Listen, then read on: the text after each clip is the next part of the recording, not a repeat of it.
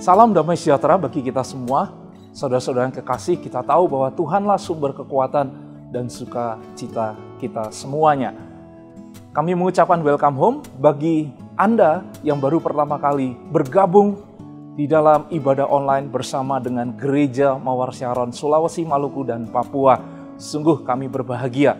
Bagi Anda yang rindu tergabung di dalam Connect Group, dan Anda yang rindu dilayani lewat doa, konseling, baptisan, kami menyediakan layanan online yang dapat Anda akses melalui website di layar kaca Anda masing-masing. Dan bagi Anda yang rindu, Bapak Ibu Saudara, memberikan persembahan dan mengembalikan perpuluhan, Anda dapat memberikannya secara online dengan cara mentransfer ke rekening yang sudah tersedia dan juga bisa dengan men-scan barcode yang telah tertera di layar kaca Anda masing-masing. Jangan lupa, mari terus mendukung YouTube channel Gereja Mawar Syaron, Sulawesi, Maluku, dan Papua dengan cara like, share, dan subscribe agar Anda dan saya terus terhubung dan terus terupdate dengan konten-konten rohani yang tentunya dapat memberkati Anda dan saya. Bapak Ibu Saudara, mari persiapkan hati, pikiran, tubuh, jiwa, dan roh kita untuk kita bisa beribadah bersama-sama dan tentunya mendengar firman Tuhan. Oleh karena itu, saudara yang kekasih, saya rindu memimpin Anda di dalam doa. Mari kita berdoa. Kami bersyukur kami boleh beribadah pada kesempatan yang luar biasa ini. Karena kami tahu ada kesempatan yang Tuhan berikan. Terima kasih untuk berkat-Mu sepanjang hari, sepanjang minggu, dan sepanjang bulan yang boleh kami nikmati. Kami bersyukur buat anugerah, kasih setia, dan berkat-Mu yang luar biasa. Sebentar kami akan mendengar firman-Mu Tuhan. Berkati hamba-Mu yang menyampaikan, berkati kami juga sebagai pendengar dan pelaku firman-Mu Tuhan. Dan biar firman-Mu menjadi terang bagi langkah kehidupan kami dan memimpin kami di dalam jalan-jalan kehidupan yang jauh lebih baik. Terima kasih Tuhan Yesus, kami mengucap syukur, kami menyerahkan ibadah kami ke dalam tangan-Mu, kami menyerahkan penyampaian firman ke dalam tangan-Mu. Di dalam nama Tuhan Yesus, yang mengasihi Tuhan dan percaya, bersama-sama kita katakan, amin. Haleluya.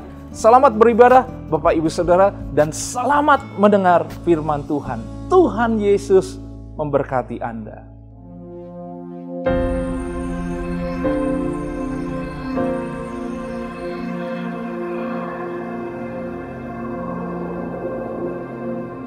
Orang yang suka memuji akan kuat roh doanya. Orang yang berdoa pasti berakhir memuji. Karena Allah bertata di atas pujian. Siapa memuji, Allah mengatasi hidupnya.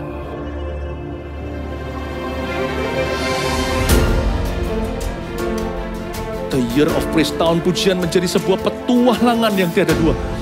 Menjadi sebuah pelajaran hidup yang langsung dari Kristus. Menjadi sebuah pengalaman yang indah. Waktu kita memuji Tuhan, seluruh kerajaan itu berdiri di sampingmu. Waktu kita memuji, seluruh kerajaan Allah dan kereta-keretanya yang tidak kelihatan berkuda dan berapi-api itu berada di kanan kiri. Semakin fisik kita lemah, roh kita semakin memuji Tuhan. Semakin jasmani kita terbatas, semakin rohani kita tidak boleh dibatasi.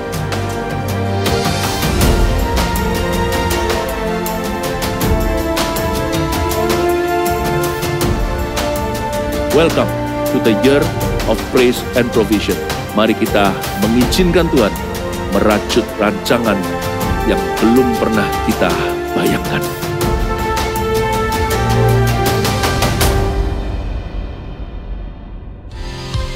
Army of God, mari sama-sama dimanapun kalian berada, katakan haleluya. Come on, hey.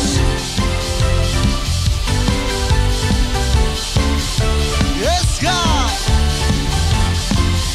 yang rindu meninggikan Tuhan di tempat ini, mari sama-sama katakan melukis cakrawala.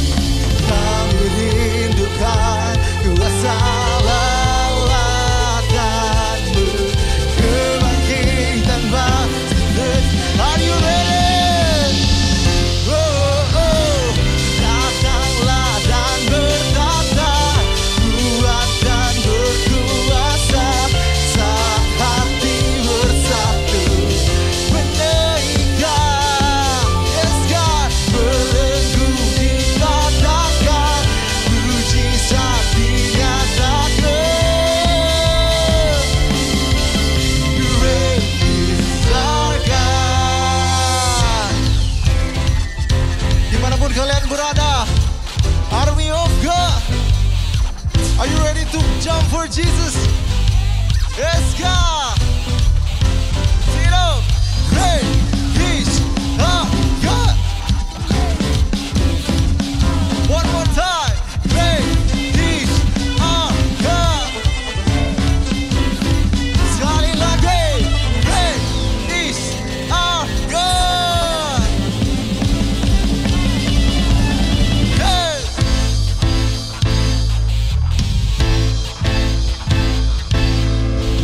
Kami rindukan kuasa lawatanmu, kebangkitan pasti terjadi. Kami rindukan kuasa lawatanmu, kebangkitan pasti terjadi. Are you ready? Oh, oh. Datanglah dan bertata, kuat dan berkuasa, saat hati bersatu menaikkan. Yes, God. Belenggu dipatahkan, mujizat dinyatakan. Oh, oh. Great is our God. Great is our God. Great is our God. Berikan kemuliaan yang paling meriah buat Tuhan Allah kita. Haleluya.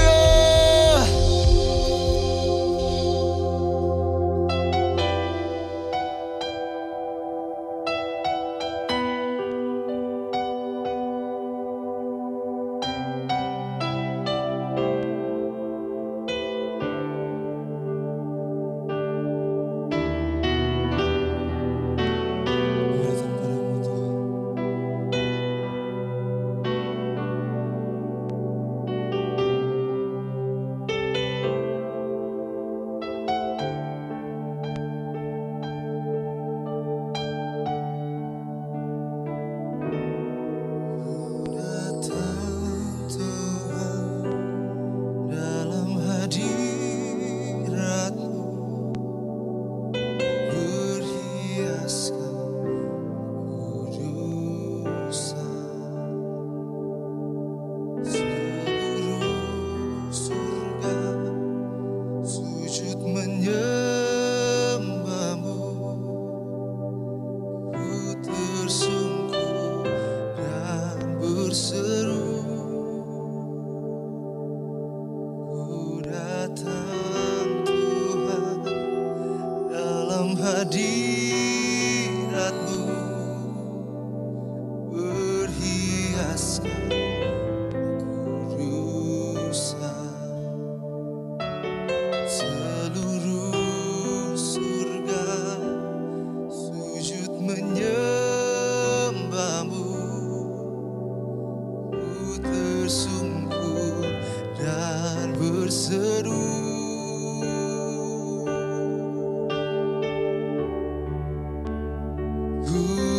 Kudus, kuduslah Tuhan, Allah semesta alam.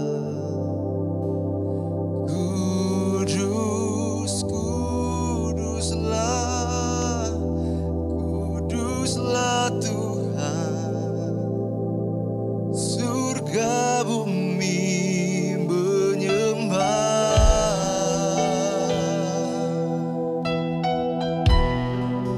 Engkau yang kudus Tuhan.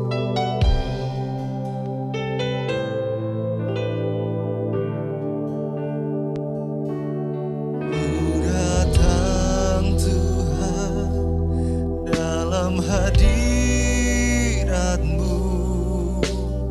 berhiaskan kekudusan. Seluruh surga sujud menyembah-Mu, dan berseru datang. Ku datang Tuhan dalam hadirat-Mu,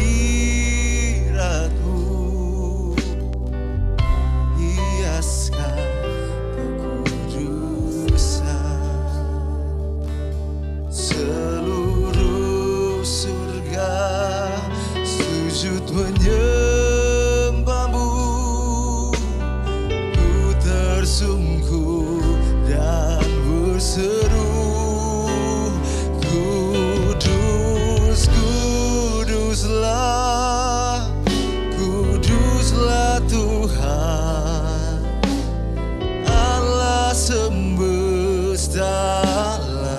Kudus, kudus, kuduslah, kuduslah Tuhan. Surga bumi menyembah.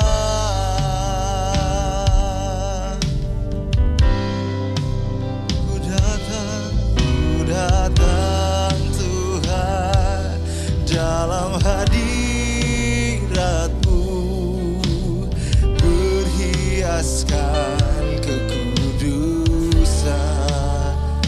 Oh, seluruh surga sujud menyembah-Mu, ku tersungkur dan berseru, kudus, kuduslah, kuduslah Tuhan Allah semesta.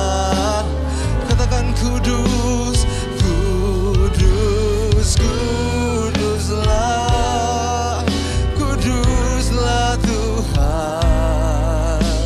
Surga bumi menyembah. Kudus, kudus, kuduslah, kuduslah Tuhan Allah semesta. Engkau kudus Tuhan, kuduslah, kuduslah Tuhan. Surga bumi sekali lagi katakan kudus, kudus, kuduslah. Sungguh Kau Allah yang kudus Tuhan, semua semesta. Oh, kudus, kudus, kuduslah, kuduslah Tuhan. Surga bumi menyembah. Oh, Engkau Allah yang kudus di tempat ini Tuhan Yesus. Oh,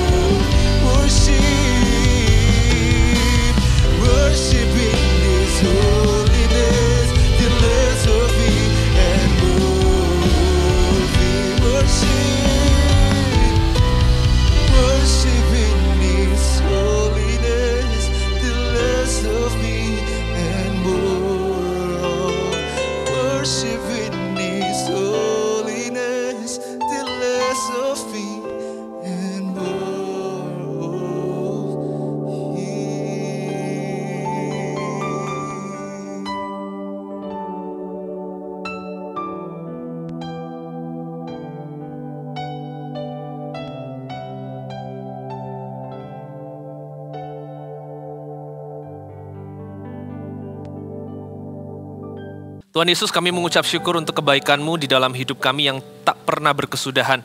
Hari ini kami datang dengan hati yang haus dan lapar, rindu untuk mendengarkan kebenaran firman-Mu.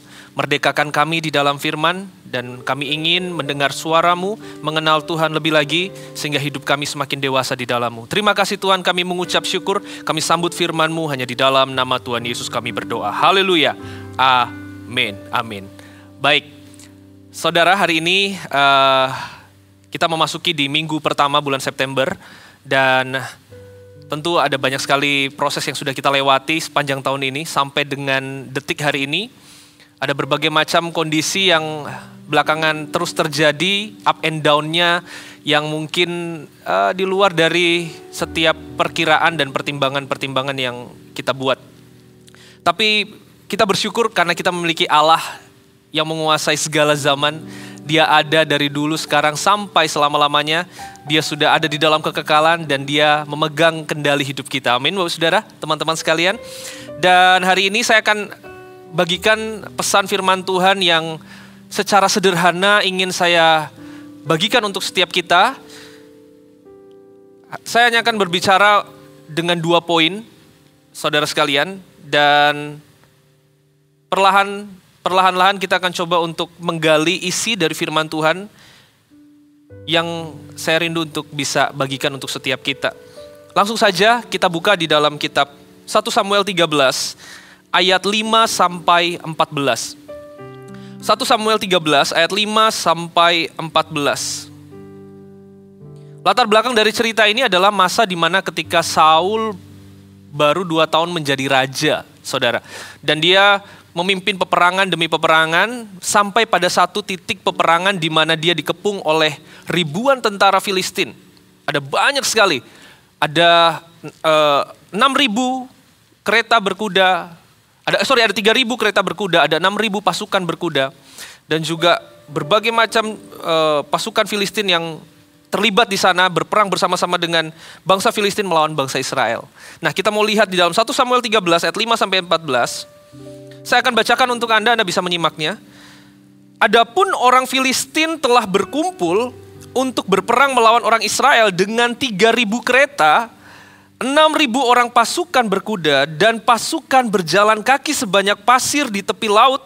Mereka bergerak maju dan berkemah di Michmas di sebelah timur Bet-Awen. Ayat yang ke-6. Ketika dilihat orang-orang Israel bahwa mereka terjepit. Nah, kita stop sampai di sini dulu, saudara sekalian. Kita akan coba untuk gali perlahan demi perlahan setiap pesan firman yang hari ini kita renungkan. Dikatakan bahwa ketika bangsa Israel melihat, nah ada sebuah respon dari panca indera dari bangsa Israel ketika melihat sebuah ancaman yang muncul ketika bangsa Filistin mengepung mereka. Nah, ini adalah ciri khas dari manusia yang berespon ketika ada sebuah ancaman yang terjadi. Panca inderanya menangkap, dia melihat, dia mendengar, dia merasa. Dan itu adalah sebuah hal yang seolah-olah memang manusiawi, muncul dari diri seorang manusia ketika dia melihat sebuah ancaman. Bayangkan, 3.000 kereta, 6.000 pasukan berkuda dengan ribuan pasukan lainnya yang berjalan kaki, bangsa Filistin coba untuk mengepung bangsa Israel. Ini adalah sebuah ancaman yang pasti membawa ketakutan bagi bangsa Israel. Karena jumlah mereka tidaklah banyak. Yang ikut Saul ada 2.000, yang ikut Yonatan hanya 1.000. Bisa dikatakan mereka sudah mayat hidup. Sebentar lagi mereka akan dibantai habis. Nah, ada sebuah respon dari manusia yang wajar terjadi pada waktu itu ketika dilihat orang Israel bahwa mereka terjepit. Nah, jadi ternyata yang terjadi bukan hanya apa yang dilihat oleh bangsa Israel bahwa mereka terjepit. Kenyataannya memang mereka terjepit. Ayat berikutnya dikatakan begini, sebab rakyat memang terdesak. Jadi memang realitanya memang mereka terdesak, saudara. Panca indera mereka menangkap sebuah ancaman, ada sebuah ketakutan yang muncul dari dalam diri mereka. Tapi itu bukan hanya sebatas apa yang mereka lihat atau apa yang mereka dengar, tapi faktanya, realitanya sebab rakyat memang terdesak. Jadi memang posisi mereka betul-betul terhimpit, saudara. Maka larilah rakyat bersembunyi di gua, keluk batu, bukit batu, liang batu, dan perigi, sumur, saudara-saudara. Mereka berlari sedemikian rupa, menyelamatkan diri mereka masing-masing, bersembunyi di tempat yang bagi mereka ini adalah tempat teramanku. Aku sembunyi di sini saja. Karena ini sebuah ancaman yang betul-betul mendesak kami. Malah ada orang Ibrani, ayat yang ke-7, malah ada orang Ibrani yang menyeberangi arungan sungai Yordan menuju tanah Gad dan Gilead. Jadi bahkan dikatakan bahwa semua orang lari, bangsa Israel banyak sekali yang lari bersembunyi di gua-gua, di sumur, bahkan ada yang menyeberangi sampai menyeberang sungai Yordan.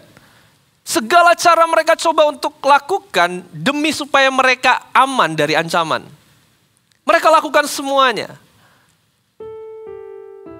Dan respon itu adalah respon ketakutan. Berusaha untuk menyelamatkan diri sendiri. Apakah dikatakan bahwa itu tidak boleh, itu salah? Tentu tidak. Itu adalah hal yang manusiawi, yang wajar muncul dari seorang manusia yang merasa dirinya terancam. Ini hal yang wajar. Ini hal yang wajar, saudara-saudara. Tetapi kita perlu melihat lebih dalam bahwa sebenarnya kita punya banyak pilihan respon, saudara. Yang kita mau ambil yang mana? Nanti di dalam proses kita membaca dan merenungkan, kita akan menemukan setiap jawabannya. Tetapi bukankah cerita ini sedikit mirip dengan apa yang terjadi hari-hari ini? Kalau berbicara tentang ancaman, saudara, ancaman itu ada di mana-mana, bukan hanya masa-masa sekarang. Dari zaman dulu pun sudah banyak ancaman. Bahkan ketika kita tidur di tempat tidur kita pun, yang merasa kita tempat paling aman, itu pun kita tidak lepas dari yang namanya ancaman. Jadi itu adalah hal yang wajar sebenarnya. Respon manusia pun adalah respon yang wajar. Tapi kita coba lihat, kita coba untuk lanjut di ayat berikutnya. Di ayat yang ke-8 lanjut di ayat yang ke-7b ya, dikatakan begini. Sedang Saul masih di Gilgal dan seluruh rakyat mengikutinya dengan gemetar.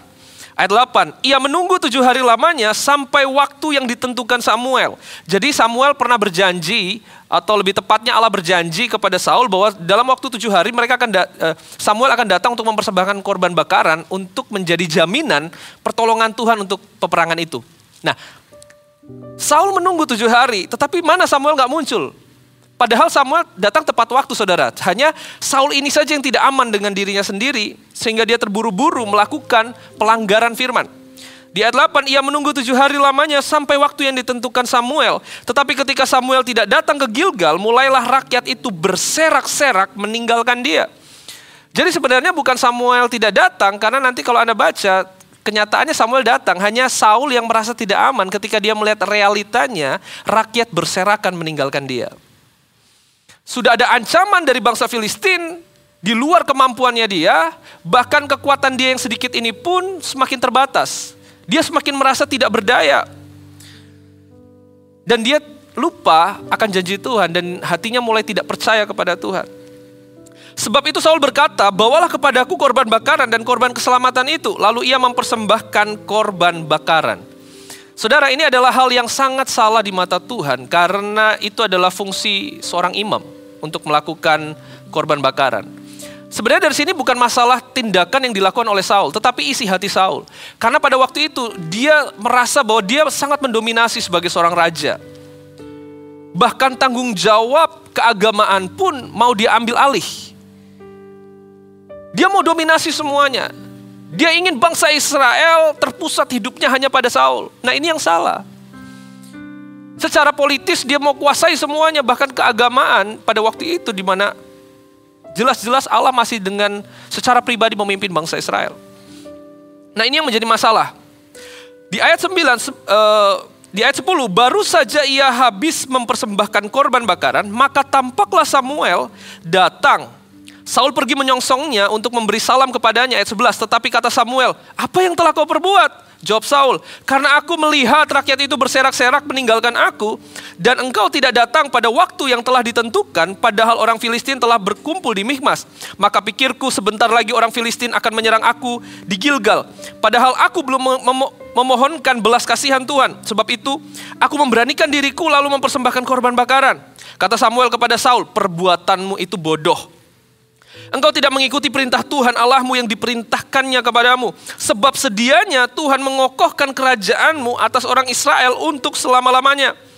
Tetapi sekarang kerajaanmu tidak akan tetap. Tuhan telah memilih seorang yang berkenan di hatinya. Dan Tuhan telah menunjuk dia menjadi raja atas umatnya.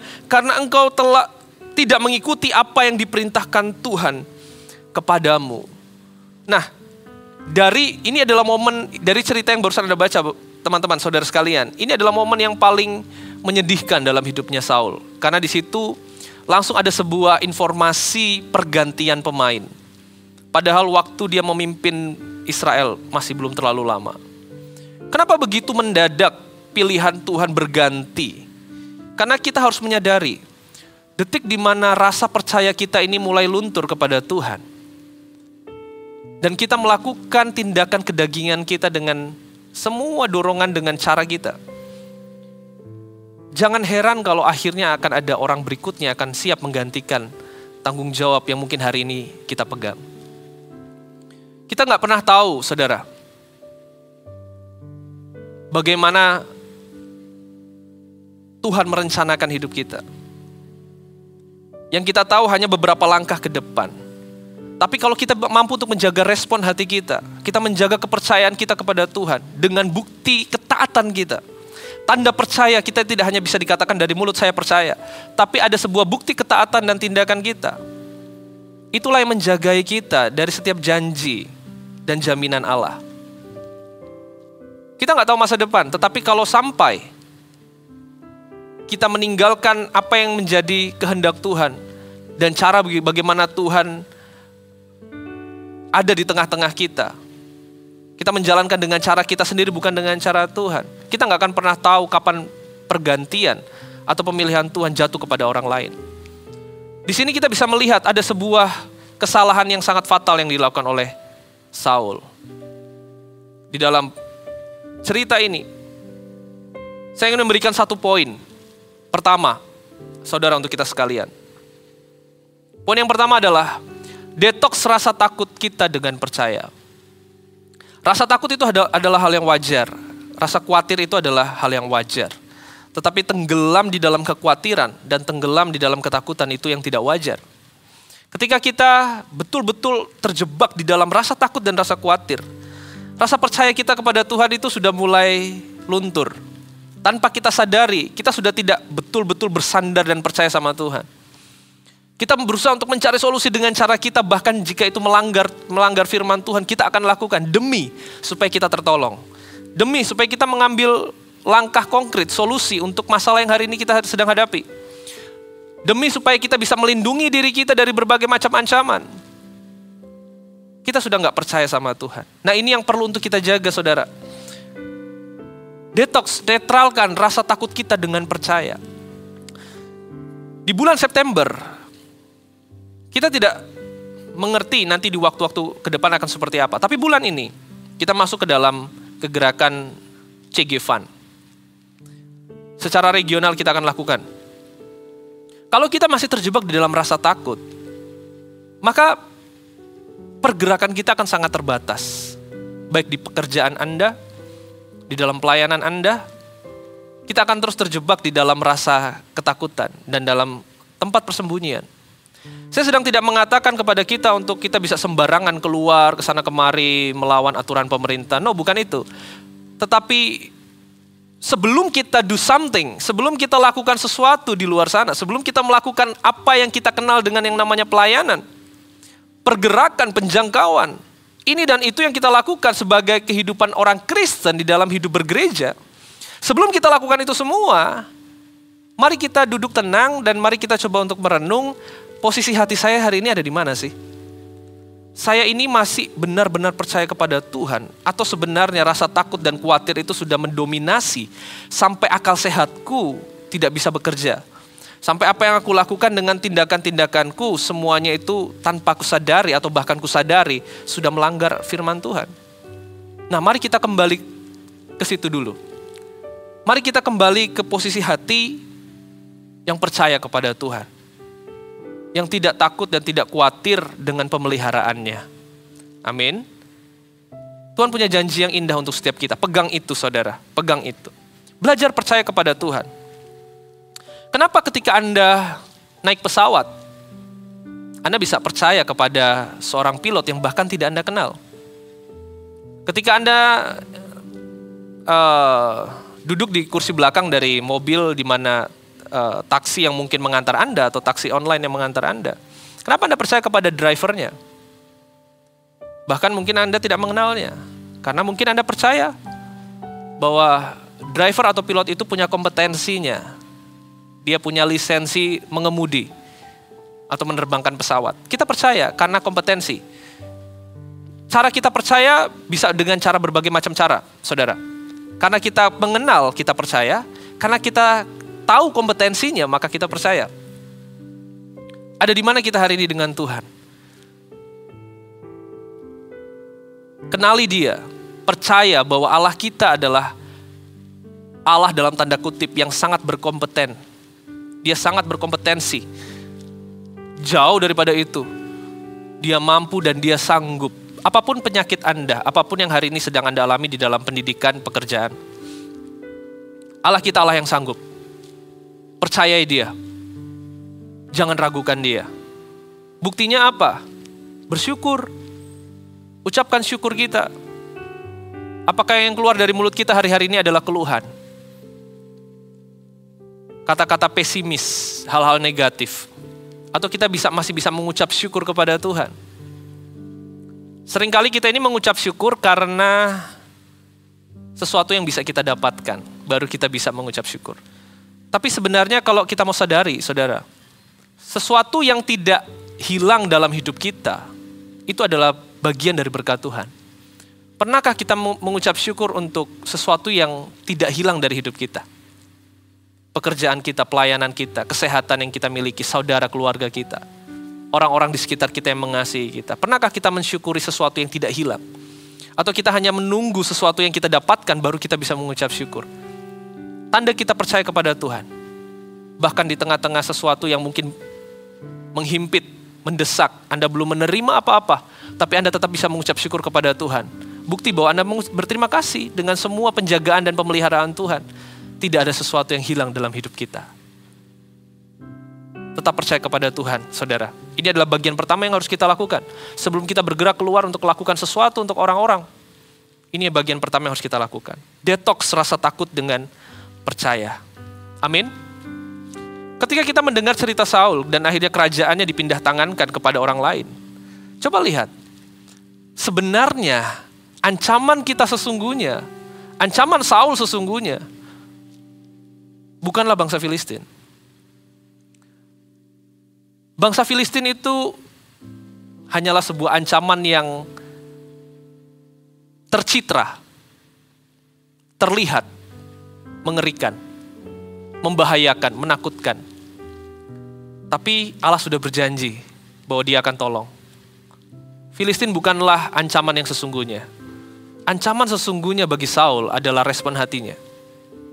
Cara dia berespon terhadap ancaman itu adalah ancaman yang sesungguhnya. Filistin bukanlah ancaman. Respon hati Saul terhadap Filistin, respon hati Saul terhadap ancaman adalah ancaman yang sesungguhnya. Karena respon hati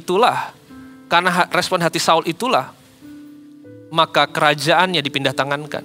Mari kita lihat, saudara. Seringkali yang membuat masalah kita besar bukanlah masalah itu, tetapi cara kita berespon terhadap masalah itu. Seringkali yang membuat kita tidak bisa maju, tidak bisa mendapatkan janji Tuhan, bukanlah semua tantangan-tantangan yang mungkin bisa jadi alasan. Tapi sebenarnya respon hati kita dalam proses kita menghadapi tantangan itu adalah ancaman yang sesungguhnya. Mari kita jaga respon hati kita, percaya kita kepada Tuhan, gak luntur. Jaga itu, saudara. Jangan kecewa. Jangan sakit hati.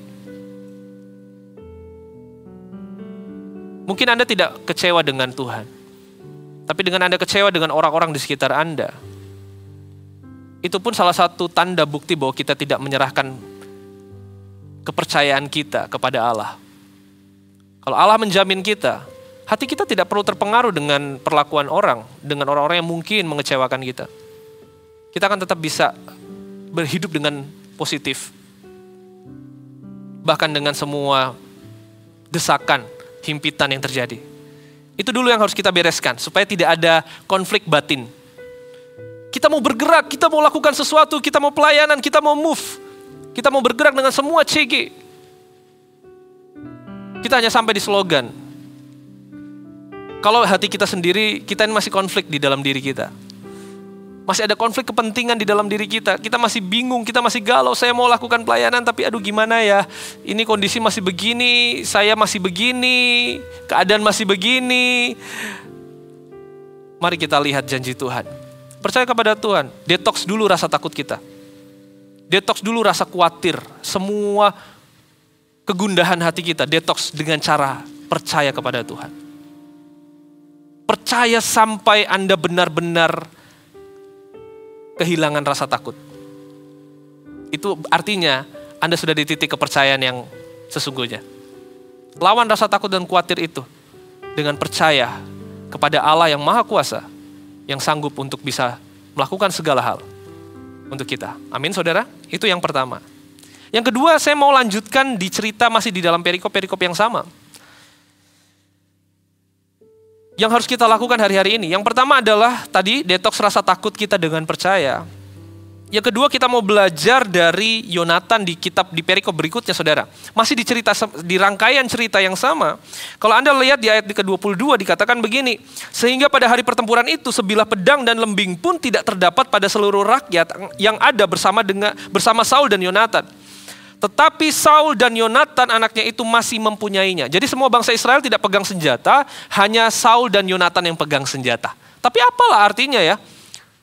Hanya raja dan anaknya yang pegang senjata, rakyatnya tidak pegang senjata. Nah, tapi coba kita mau melihat apa yang Yonatan lakukan di dalam rangkaian perikop ini yang menjadi pembelajaran berikutnya yang harus kita lakukan di masa-masa seperti ini. Kita lihat di 1 Samuel 14 ayat 6 sampai 7. Anda bisa lompat satu pasal, saudara. 1 Samuel 14 ayat 6 sampai 7. Saya mau bacakan dulu ya di ayat yang kedua ya. Anda bisa baca sendiri nanti ya secara lengkap. Di ayat yang kedua dikatakan begini, adapun Saul duduk di ujung Gibea di bawah pohon delima yang di Migron.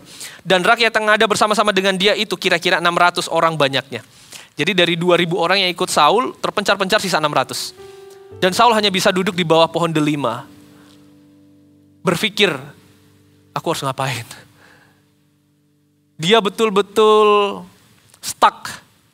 Dia betul-betul tidak tahu apa yang harus dilakukan. Tubuhnya seolah-olah memerintahkan dia untuk duduk diam dan tidak melakukan apa-apa. Nah, ini kesalahan berikutnya. Dampak dari kegagalan untuk percaya kepada Allah adalah kita tidak lakukan apa-apa. Tanda bahwa orang percaya kepada Allah, hidupnya dinamis. Hidupnya penuh dengan pergerakan. Dia nggak akan menunggu meratap. Dia akan do something. Tapi tidak terjadi dalam diri Saul karena memang kepercayaannya kepada Allah telah hilang. Dia hanya lebih diri kepentingan keegoan dan kedagingan dirinya yang mendominasi. Tapi coba kita lihat apa yang dilakukan oleh Yonatan anaknya. Di ayat yang ke-6 kita lompat ke ayat yang ke-6. Saya bacakan untuk Anda. Berkatalah Yonatan kepada bujang pembawa senjatanya itu, mari kita menyeberang ke dekat pasukan pengawal orang-orang yang tidak bersunat ini. Jadi Yonatan ngomong kayak begini, ayo kita datang ke markasnya si bangsa Filistin. Kita samperin aja. Tapi dia nggak sembarangan, saudara. Ada hal yang melatar belakangi tindakan Yonatan ini.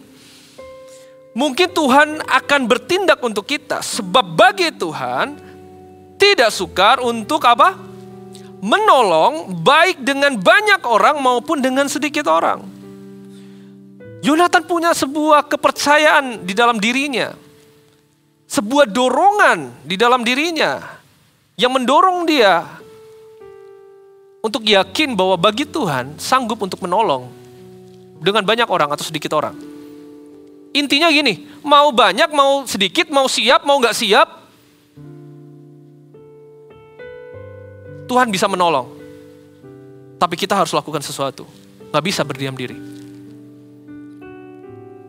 Yonatan melihat dari kejauhan, mungkin dia melihat dari kejauhan apa yang ayahnya lakukan, hanya duduk di bawah pohon.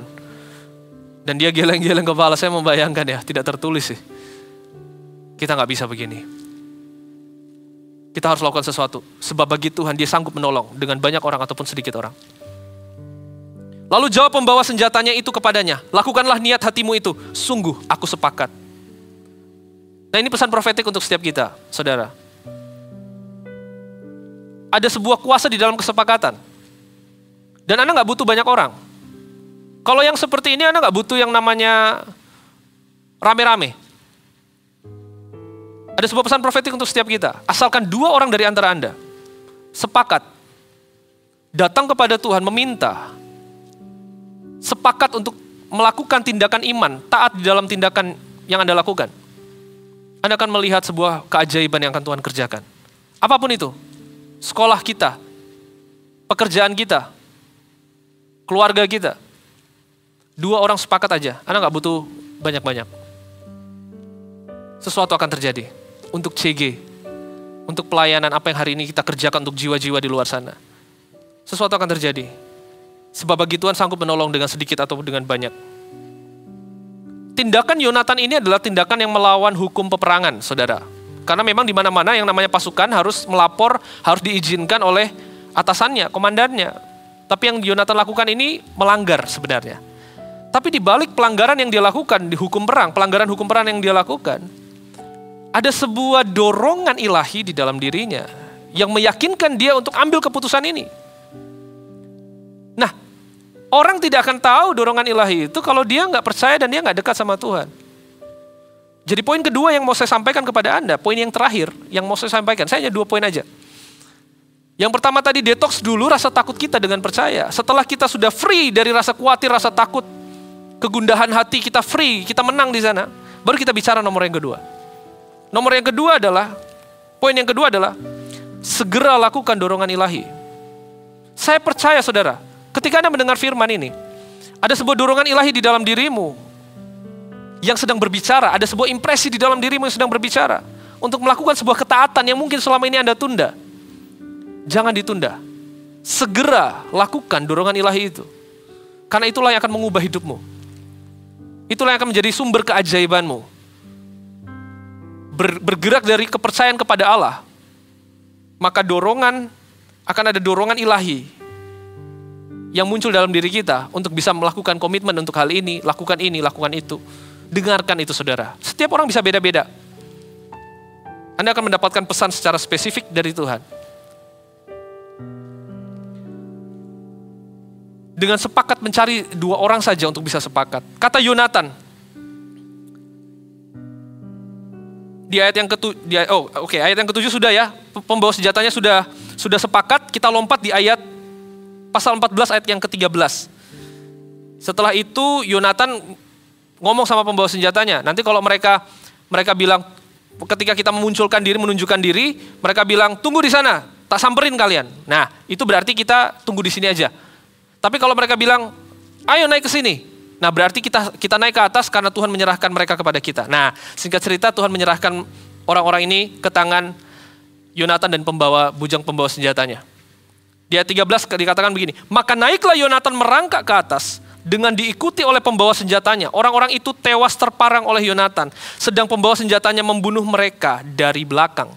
Nah, coba Anda lihat ya kolaborasi antara Yonatan dan pembawa senjatanya. Apa yang Tuhan menyerahkan bangsa Filistin melalui langkah kecil yang dilakukan oleh Yonatan dan pembawa senjatanya. Mereka kalah di ayat yang ke-14. Kekalahan yang pertama ini yang ditimbulkan oleh Yonatan dan pembawa senjatanya itu besarnya kira-kira 20 orang dalam jarak kira-kira setengah alur dari sepembajakan ladang. Jadi yang dilakukan oleh Yonatan dan bujangnya hanyalah bagian yang sangat-sangat kecil dari jumlah bangsa Filistin. Kalau mau dibandingkan dengan tadi ribuan kereta kuda, pasukan berkuda dengan banyaknya seperti di pinggir pasir di pinggir laut, 20 orang itu adalah bagian yang sangat kecil. Tapi kita akan lihat bagaimana langkah kecil yang dilakukan oleh Yonatan dan bujangnya ini membawa kemenangan untuk bangsa Israel. Di ayat yang ke-15, lalu timbullah kegentaran di perkemahan, di padang dan di antara seluruh rakyat. Juga pasukan pengawal dan penjara-penjara itu gentar dan bumi gemetar sehingga menjadi kegentaran yang dari Allah. Nah, langkah kecil yang dilakukan Yonatan dan pembawa senjatanya ini, dia tidak pernah duga bahwa ada sebuah pekerjaan ajaib yang akan Allah kerjakan. Yang dia tahu adalah aku harus do something. Ada dorongan ilahi di dalam diriku untuk taat dengan perkara-perkara kecil. Jangan abaikan itu, jangan tolak itu. Lakukan itu, saudara. Anda gak akan pernah tahu kemenangan seperti apa yang akan Tuhan sediakan untuk pekerjaanmu, untuk keluarga, untuk pelayanan kita. Dimulai dari hal kecil. Allah selalu bekerja melalui hal kecil yang mau untuk kita responi. Jangan diabaikan, saudara. Amin. Jangan diabaikan. Saya tidak tahu dengan apa yang sedang Anda alami hari-hari ini. Tapi kok saya percaya ya, Tuhan mau lakukan sesuatu yang besar dalam hidup Anda. Tapi yang selama ini tertunda atau tertahan, bukan karena Allah kurang berkuasa, tapi karena kita belum siap dan respon hati kita selama ini selalu salah meresponi setiap keadaan. Mari saudara, responi setiap dorongan ilahi di dalam diri dengan sebuah langkah ketaatan yang pasti. Kalau Anda diminta untuk sesegera mungkin menyelesaikan masalah kesalahpahaman Anda dengan orang lain, lakukan. Kalaupun Anda yang harus datang, terlebih dahulu meminta maaf dan menyelesaikannya. Redam semua amarah, semua kebencian, semua pembelaan diri yang mungkin bisa membenarkan Anda, mengentertain perasaan Anda. Tapi coba redam itu terlebih dahulu. Lakukan dorongan ilahi. Dorongan ilahi selalu lemah lembut, selalu berbentuk kasih, selalu berbentuk dorongan untuk berkorban. Itu yang dorongan ilahi lakukan di dalam diri kita. Nah, kenali itu dan temukan itu, saudara. Demi supaya melihat keajaiban Tuhan terjadi dalam setiap hidup Anda. Nah, coba kita lihat di ayat berikutnya. Saya akan selesai dengan ini. Setelah kegentaran muncul di ayat 16, ketika peninjau-peninjau Saul di Gibea Benyamin melihat hal itu, dan sesungguhnya orang-orang ramai seperti ombak berjalan ke sana kemari, berkatalah Saul kepada tentara yang bersama-sama dengan dia itu, periksalah barisan dan lihatlah siapa yang pergi daripada kita. Mereka memeriksa barisan dan ternyata Yonatan dan pembawa senjatanya tidak ada. Ayat 18, lalu kata Saul kepada Ahia, bawalah baju efod kemari, karena pada waktu itu dialah yang memakai baju efod di antara orang Israel.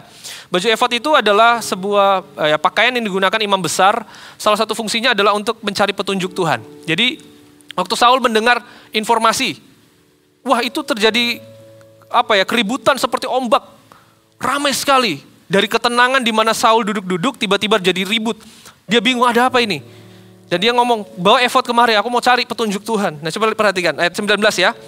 Tetapi sedang Saul berbicara, ayat 19, tetapi sedang Saul berbicara kepada imam itu, maka kian lama kian bertambahlah keributan di perkemahan orang Filistin, sehingga Saul berkata pula kepada imam itu, biarlah. Nah coba perhatikan saudara, ada hal yang lucu di sini, karena dari dia duduk tenang, meratapi kondisinya, bingung, deadlock, nggak ngerti harus lakukan apa-apa. Tiba-tiba ada keributan besar di perkemahan bangsa Filistin. Dia bingung, dan dia kebingungannya ini tidak dia kehilangan kepekaannya untuk mendengar pesan Allah. Kebingungannya ini dari minta untuk datangkan efod. Aku mau tahu petunjuk Tuhan. Seolah-olah memang apa yang mau dia lakukan itu baik. Dia ingin cari petunjuk Tuhan. Sementara dia mempersiapkan dan imam-imam mempersiapkan untuk bisa mencari petunjuk Tuhan dari baju efod, semakin ribut, semakin ramai, dan akhirnya dia bilang, biarlah, sudah Jo, terlalu lama, nggak usah lah. Jadi semakin dia, ayo cepet, mana ini pesan? Kita mau dengar pesan Tuhan. Ayo cepet. Imam-imam, ayo, ini sedang terjadi apa ini? Ayo cepat, kita butuh petunjuk Tuhan. Tapi semakin ribut, akhirnya dia mungkin bingung ya. Ribut banget di luar seperti penonton bola. Mau bilang penonton bola pun lebih daripada itulah ya. Sudah, nggak usah, kita kesana aja. Nah, coba perhatikan saudara. Bagi Saul, Tuhan itu hanya seperti aksesoris yang digunakan, dipanggil atau diabaikan sesuka hatinya. Ya kalau aku butuh Tuhan aku akan panggil, kalau aku merasa gak perlu ya sudahlah abaikan. Karena pusat hidupnya bukanlah Allah, tapi pusat hidupnya adalah dirinya sendiri. Itu yang membuat Saul ditolak oleh Allah. Baginya Tuhan hanyalah aksesoris pelengkap untuk kehidupannya. Nah ini Anda salah. Anyway, kalau Anda merasa bahwa Tuhan adalah bagian memperlengkapi hidup Anda, melengkapi hidup Anda dengan berbagai kebahagiaan, penjawab kebutuhan Anda salah. Pusat hidup setiap manusia di dunia ini ada pada Allah. Pusat hidup kita adalah Kristus Yesus. Kalau pusat hidup Anda sudah menyimpang bukan kepada Kristus, jangan heran hidup Anda tidak penuh dengan kebahagiaan. Pusat hidup Saul ada pada dirinya sendiri. Sehingga bagi dia Tuhan hanya pelengkap yang kalau mau dipanggil ya datang, kalau diabaikan ya sudah sesuka hatinya dia. Nah, coba kita perhatikan di ayat berikutnya. Kemudian berkumpullah Saul dan seluruh rakyat, ayat yang ke-20. Bersama-sama dengan dia itu, dan ketika mereka sampai ke tempat pertempuran, tampaklah setiap orang menikam temannya dengan pedang, suatu huru-hara yang sangat besar. Lagi pula orang-orang Ibrani yang telah lama tinggal pada orang Filistin, dan yang telah ikut maju dalam tentara mereka, mereka juga berbalik untuk bergabung dengan orang-orang Israel yang ada bersama-sama dengan Saul dan Yonatan. Bahkan ketika semua orang Israel yang telah bersembunyi di pegunungan Efraim mendengar bahwa orang Filistin telah lari, orang-orang itu pun bergabung dengan mereka dalam pertempuran. Demikianlah Tuhan menyelamatkan orang Israel pada hari itu. Pertempuran itu meluas sampai lewat Bet Awen. Coba perhatikan kehadiran Saul dan rakyatnya pada waktu itu. Ketika dia ngomong, sudahlah nggak usah cari petunjuk Tuhan, kita ke sana aja. Sampai di sana mereka nggak lakukan apa-apa. Sampai di sana mereka nggak ada kontribusi yang bisa mereka lakukan. Mereka sudah terlambat. Tuhan sudah mendahului mereka. Tuhan menggunakan Yonatan untuk mendahului mereka. Hanya dengan langkah kecil mereka sedang sibuk mencari langkah besar apa yang akan kita lakukan. Mereka sibuk mencari strategi besar apa yang kita lakukan. Mereka sibuk mencari modal besar apa yang kita butuhkan untuk mengalahkan ini, tantangan ini. Dengan penundaan, dengan berbagai macam pertimbangan yang menghabiskan waktu. Karena mereka tidak libatkan Allah. Membuat mereka tertinggal sangat jauh. Sudah ada orang yang lebih dahulu melakukan hal kecil. Mendahuluinya. Yang membuat akhirnya Allah melakukan keajaiban di sana. Saudara, yang hari ini kita butuhkan bukanlah langkah besar, modal besar, strategi luar biasa. Yang kita butuhkan sekarang adalah langkah kecil dari dorongan ilahi itu tadi. Segera lakukan dorongan ilahi yang ada dalam diri Anda. Apapun bentuknya, apapun hal simpelnya. Ciri-cirinya itu adalah ada tindakan kasih, kelemah lembutan, buah roh. Itu adalah ciri-ciri dorongan ilahi yang bisa Anda kenali dalam diri Anda sendiri. Jadi saya tidak berbicara sesuatu di awang-awang yang abstrak. Tetapi itu bisa berbicara kalau itu bentuknya kasih. Kalau itu bentuknya dendam, pembalasan, maka itu bukanlah dorongan ilahi. Anda bisa mengenali saudara. Tapi pastikan bahwa kita tidak menjadi orang yang tidak berkontribusi apa-apa dan terlambat. Karena dengan atau tanpa kita, Allah tetap bisa mengerjakan bagiannya. Terkhusus untuk setiap kita yang ada di regional Sulam Papua. Kita akan melakukan CG Fund di dalam persiapannya dari bulan September dan Oktober. Kita akan lakukan serangkaian kegiatan dari CG Fund, bukan hanya sebatas kegiatan. Kita akan lakukan dengan hati yang membara. Kita harus lakukan dengan hati yang haus dan lapar. Yang kita tidak lagi terkendala dengan segala macam bentuk kepentingan diri.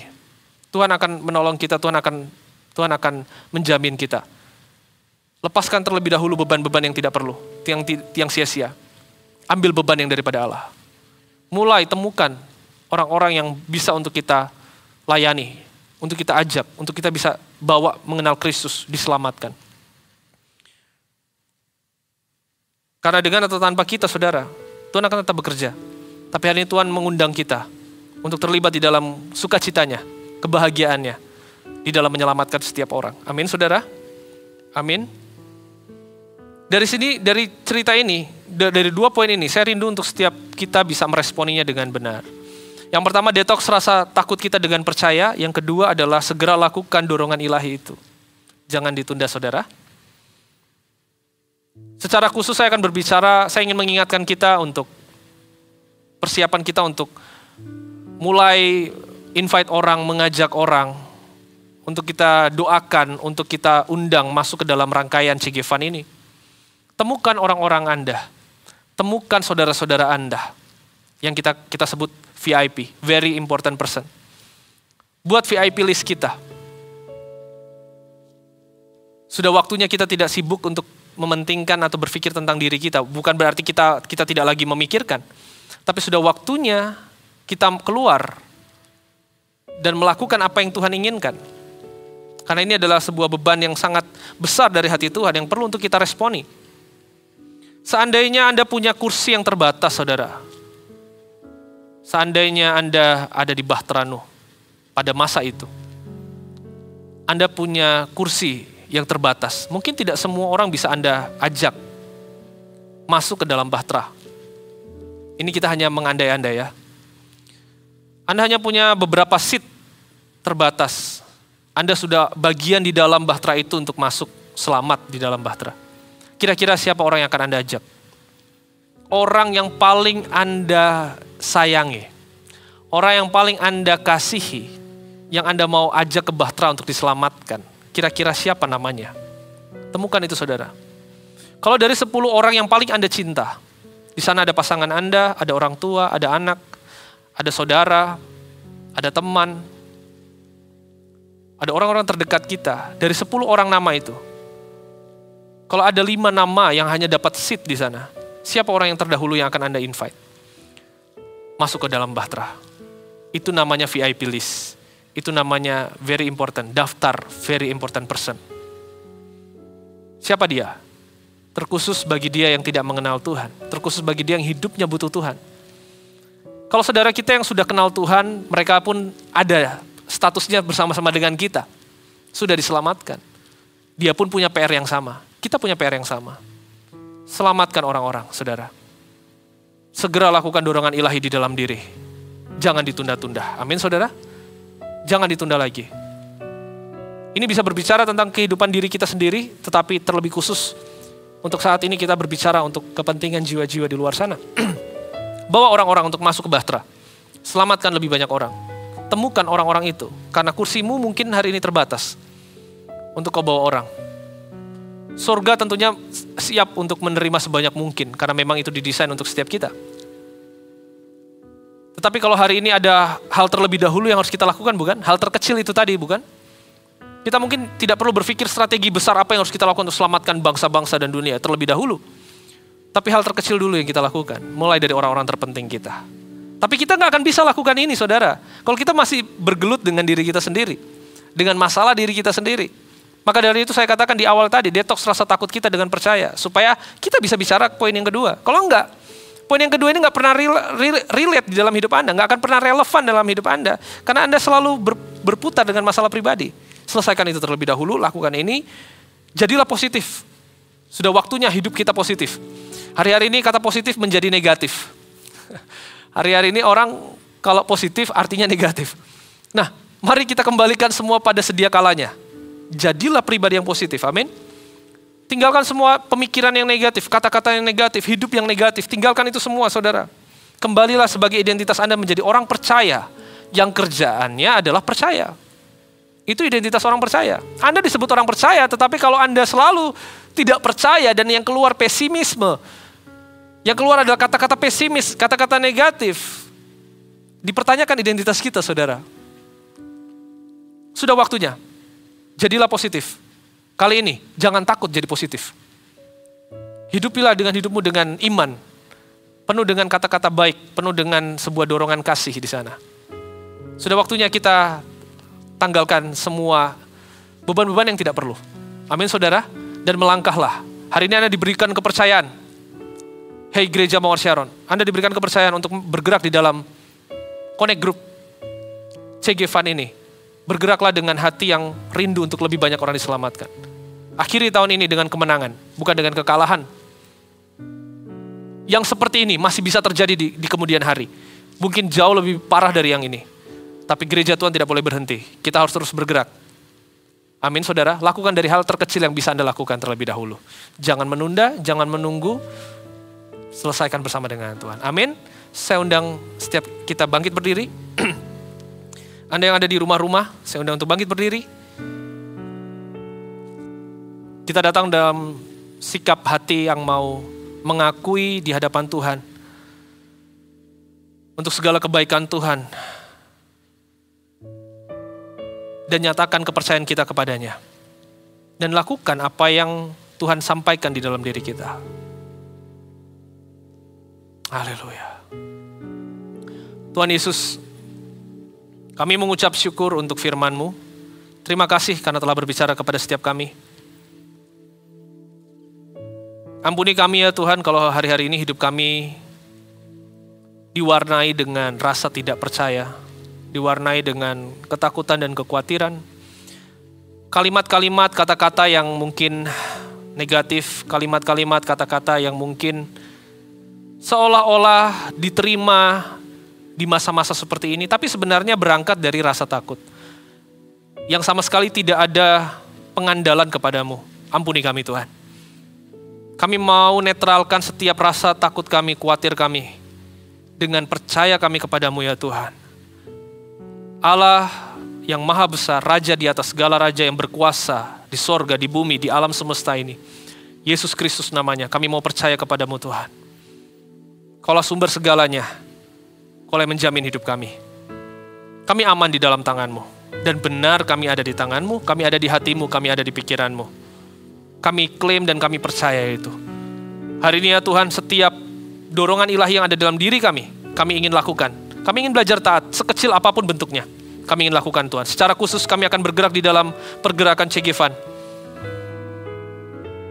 Tolong kami untuk bisa menyadari, melihat setiap orang yang butuh untuk diselamatkan. Merampas mereka dari api, membawa mereka kepada terang-Mu yang ajaib. Di dalam nama Tuhan Yesus, perlebar kapasitas hati kami. Kedewasaan kami bukan hanya seperti anak-anak yang selalu memikirkan kepentingan diri, tetapi kami mau melihat kepentingan Allah yang lebih besar. Sebab pusat hidup semua manusia di muka bumi ini bukanlah diri sendiri. Pusat hidup kami ada pada satu pribadi, Yesus Kristus namanya. Kami ingin hidup kami berpusat kepada Tuhan, apa yang Tuhan mau, apa yang menyenangkan hati Tuhan. Bukan apa yang bisa kami dapatkan. Ampuni kami ya Tuhan, kalau selama ini kami menghidupi hidup kami hanya memikirkan keselamatan diri kami, memikirkan apa yang bisa Tuhan berikan untuk kami. Kami taat, kami lakukan ini dan itu demi supaya Allah bisa melakukan ini dan itu dalam hidup kami. Ampuni kami Tuhan. Kalau hidup kami terlalu berpusat pada diri sendiri, ampuni kami Tuhan. Kami mau belajar berpusat hati kami kepada Tuhan, hidup kami kepadamu saja.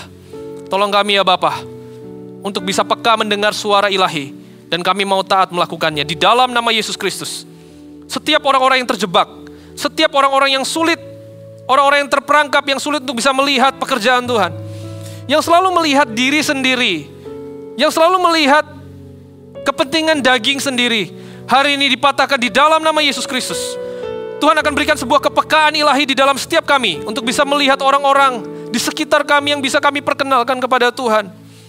Buat kami untuk bisa melakukan langkah terkecil kami ya Tuhan, untuk keluar dari keterikatan, dari keterkekangan, dari gua-gua, dari bukit batu di mana kami bersembunyi. Kami ingin keluar dan kami ingin memuliakan nama-Mu ya Tuhan. Bebaskan kami di dalam nama Yesus Kristus. Di dalam nama Yesus Kristus. Sepakatlah dengan dua orang saudara. Tuhan akan mengerjakan apa yang kau sepakati hari ini. Berdoa bersama-sama, tanya kehendak Tuhan. Tuhan akan menjawab dan menolong. Pesan profetik untuk setiap Anda, cukup dengan dua orang yang sepakat. Anda yang terlilit hutang, Anda yang sedang ada di dalam sakit penyakit, mungkin bukan Anda tapi orang lain, sepakatlah. Tuhan akan tolong, keajaibannya akan terjadi di dalam nama Yesus Kristus. Buktikan bahwa Allah-Mu hidup. Dia akan tunjukkan keajaibannya. Sepakatlah, bergeraklah dengan langkah terkecilmu dan percaya kepada Tuhan. Di dalam nama Yesus Kristus, di dalam nama Yesus Kristus. Semua yang percaya, mari bersama-sama kita katakan, amin, amin, amin. Puji nama Tuhan. Saya percaya Tuhan sudah berbicara dalam setiap hidup kita, saudara. Dan setelah ini lakukan firman Tuhan, saya percaya dalam minggu ini Tuhan akan tunjukkan berbagai macam keajaibannya. Hiduplah dengan iman.